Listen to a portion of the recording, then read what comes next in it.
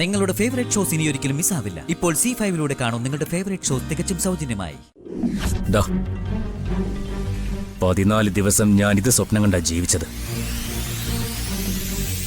എല്ലാത്തിനും കാരണമായ ഈ താലി ഞാൻ സ്നേഹയുടെ കഴുത്തിൽ കെട്ടു. പിന്നെ നീ നോക്കിക്കോ എന്തൊക്കെയാ നടക്കാൻ പോകുന്നെന്ന്. അത് വേണ്ട.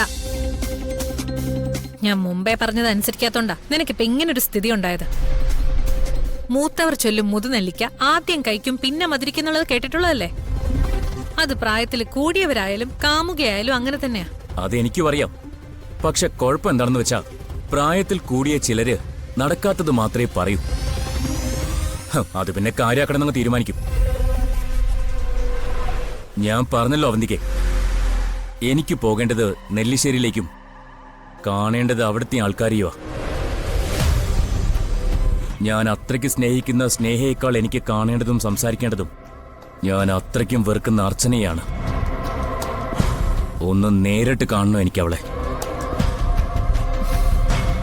അതിനൊക്കെ സമയമുണ്ട്. തൽക്കാലം നീ ഇവിടുന്ന് താമസിക്കേ. നിന്നെ നല്ലൊരു വീടെടുത്ത് താമസിപ്പിക്കണം തന്നെയാ ഞാനും കരുതിയത്. അതിനെല്ലാം റെഡിയുമായിരുന്നു. പക്ഷേ ഞാൻ ഉദ്ദേശിച്ച പോലെ അല്ല കാര്യങ്ങൾ നടന്നത്. നിന്നെ ജാമ്യത്തിൽ ഇറക്കിയത് ആരാണെന്ന് നിനക്കറിയോ? അറിയാം, സന്ധ്യ. അതറിഞ്ഞിട്ട് തന്നെയാ വക്കാലത്തിൽ ഞാൻ നീട്ടി ഒപ്പുവെച്ചത്. അതവിടെ നിൽക്കട്ടെ. ഇപ്പൊ എന്റെ വഴി അതൊന്നുമല്ല.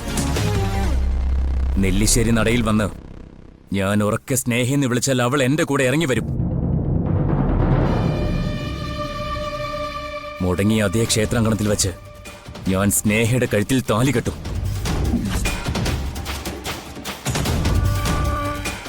അതേ സമയത്ത് തന്നെയാണ് അർച്ചനയുടെ പരാജയത്തിന് തുടക്കം കുറിക്കുന്നതും.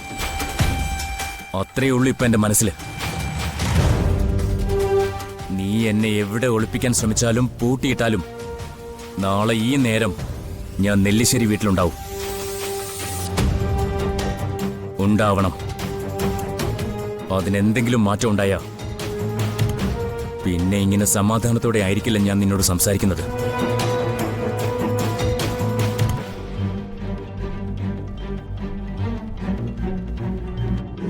ദാ 14 ദിവസം ഞാൻ ഇത് സ്വപ്നം കണ്ടാ ജീവിച്ചത്. എല്ലാത്തിനും കാരണമായ ഈ താലി ഞാൻ സ്നേഹയുടെ കഴുത്തിൽ കെട്ടു. പിന്നെ നീ നോക്കിക്കോ എന്തൊക്കെയാ നടക്കാൻ പോകുന്നെന്ന്.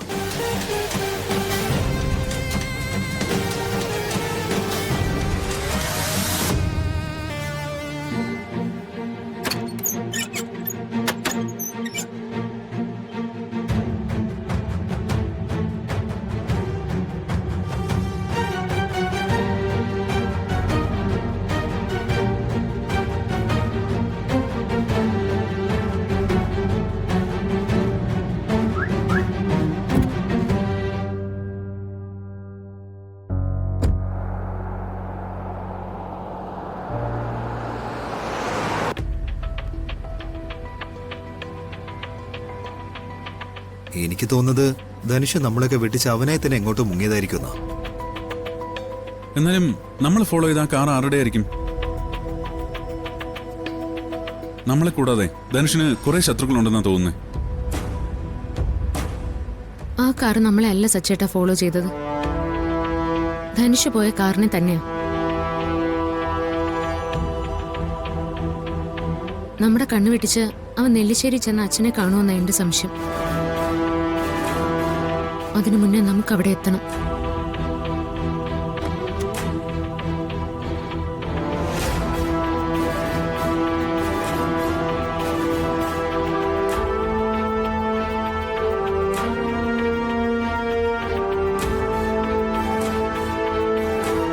എനിക്കറിയാം നീ അടക്കമുള്ളവര് സന്തോഷിക്കുവാന്ന്. ധനുഷ് എന്നെയും കളഞ്ഞിട്ട് എങ്ങും പോയില്ല. അതിന് ഞാൻ നിന്നോട് വല്ലതും പറഞ്ഞോ? നീയല്ലേ ധനുഷിനെ കൊണ്ടുവരുമെന്ന് പറഞ്ഞ് ഇവിടുന്ന് പോയത്. നീ കൂടുതൽ സംസാരിക്കണ്ട. എനിക്കെല്ലാം അറിയാം. നിന്റെ ഏട്ടത്തെ അർച്ചനോട് പറഞ്ഞേക്ക് എന്നെയും ധനുഷിനെയും തമ്മിൽ പിരിക്കാൻ വേണ്ടിയാണ് ഇന്ന് ജയിലിന്റെ ഫ്രണ്ടിലെ കിഡ്നാപ്പിംഗ് ഡ്രാമയെങ്കില് അതിലൊന്നും കുടുങ്ങുന്നവളല്ല ഈ സ്നേഹയെന്ന്. അവൻ എവിടെ കൊണ്ട് ഒളിപ്പിച്ചാലും അവൻ വരും, എന്നെ തിരക്കി വരും. തീക്കട്ട കൊണ്ടാ തല ചൊറിയുന്നതെന്നേ അർച്ചന എന്ന് പറഞ്ഞ എന്റെ ഏട്ടത്തിയോട് പറഞ്ഞേക്ക്. ഞാൻ അനഘയല്ലെന്നും സ്നേഹയാണെന്നും ഓർമ്മിപ്പിച്ചേക്ക്. ഒന്ന് നിന്നേ. വിവാഹ പന്തലിൽ വെച്ച് മുഹൂർത്തത്തിന് തൊട്ടു മുൻപ് ആ വിവാഹം മുടങ്ങുമ്പോ അത് എന്തുമാത്രം വിഷമം ഉണ്ടാക്കുന്ന ഒന്നാണെന്ന് എനിക്ക് നന്നായിട്ടറിയാം. അത് പ്രത്യേകിച്ചും സ്നേഹിക്കുന്ന ആളാണ് വിവാഹം കഴിക്കാനിരുന്നതെങ്കിൽ ചങ്ക് തകരുന്ന അവസ്ഥയാ. ആ അവസ്ഥ എനിക്ക് നന്നായിട്ട് അറിയാവുന്നതുകൊണ്ടാ ഇതുവരെ ഞാൻ നിന്നെ ഒന്നും പറയാത്തതും വിഷമിപ്പിക്കാത്തതും എന്ത് പറഞ്ഞാലും താഴ്ന്നു തരുന്നതും. അപ്പൊ നീ ചവിട്ടി തലയിലേക്ക് കയറുന്നോ? നീ കുറെ ദിവസമായി തുടങ്ങിയിട്ട് എന്ത് പറഞ്ഞാലും അർച്ചനേട്ടത്തെ എന്നെ എല്ലാം താറടിച്ചൊരു വർത്തമാനം. അർച്ചനേട്ടത്തെ പറയുന്നതിന് മറുപടി അവര് തരും നിനക്ക്. നീ സ്നേഹിച്ചവൻ ആൾമാറാട്ടക്കാരനായി പോയതില് ഞാൻ എന്ത് പഴിച്ചു? അവൻ വന്ന് കുറച്ച് ഒലിപ്പിച്ച് കാണിച്ചപ്പോ നീ അതിൽ വീണു. ഇതിനൊക്കെ നീ എന്നെ പറയുന്ന എന്തിനാ? നിക്കേ, ഇനി ഞാൻ പറയുന്നത് മുഴുവൻ കേട്ടിട്ട് നീ പോയാ മതി. എല്ലാവരുടെയും മുന്നിൽ വെച്ചും ദേ ഇപ്പോഴും നീ പറയുന്ന കേട്ടു, എന്നെ പോലെ അല്ല നീ എന്ന്. അതെ, എന്നെ പോലെ അല്ല നീ. ഞാൻ സ്നേഹിച്ചതും വിവാഹം കഴിക്കാൻ ആഗ്രഹിച്ചതും നിന്റെ ഏട്ടനായ സന്ദീപിനെയാ, അല്ലാതെ ധനുഷിനെ പോലെ ഒരു ഫ്രോഡിനെ അല്ല. നിന്റെ ഒരു വിവാഹമല്ലേ മുടങ്ങിയത്? എന്റെ 2 തവണ മുടങ്ങിയിട്ടുണ്ട്. പക്ഷെ നിന്നെ പോലെയൊന്നും ഞാൻ കാണിച്ചിട്ടില്ല. നിന്നെ പോലെ മദ്യപിച്ച് ലെക്ക് കെട്ട് ഇവിടെ അച്ഛന്റെയും ഏട്ടന്മാരുടെയും മുന്നില് ഞാൻ കരഞ്ഞു കാണിച്ചിട്ടില്ലാന്ന്. അന്ന് ഞാൻ സ്വയം ഉരുകിയിട്ടേ ഉള്ളൂ.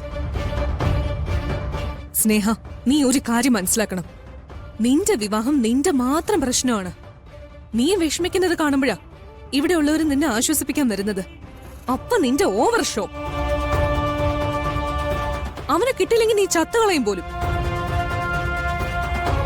എനിക്കറിയാം നീ ചാവാനൊന്നും പോകുന്നില്ലെന്ന്. മദ്യത്തിന്റെ ബലമില്ലാതെ നിനക്കത് പറയാൻ പോലും പറ്റില്ല. പിന്നെയല്ലേ നീ ചെയ്യാൻ പോകുന്നേ. നിന്റെ ഭീഷണിയൊക്കെ ഇവിടെയുള്ള മറ്റുള്ളവരോട് മതി, ഈ അനഘയോട് വേണ്ട. ഇതുപോലുള്ള പല അഭ്യാസങ്ങളും കണ്ടിട്ടും പരീക്ഷിച്ചിട്ടുള്ള ആളാ ഞാൻ.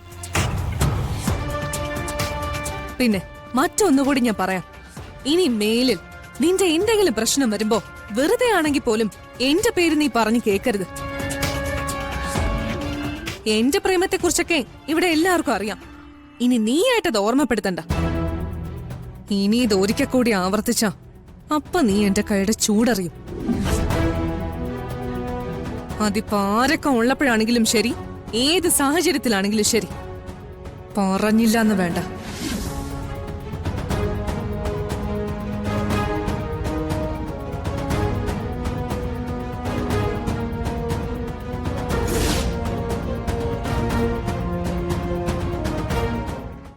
ഡൗൺലോഡ് ചെയ്യൂ C5 ആപ്പ്. കാണൂ എല്ലാ എപ്പിസോഡുകളും സൗജന്യമായി.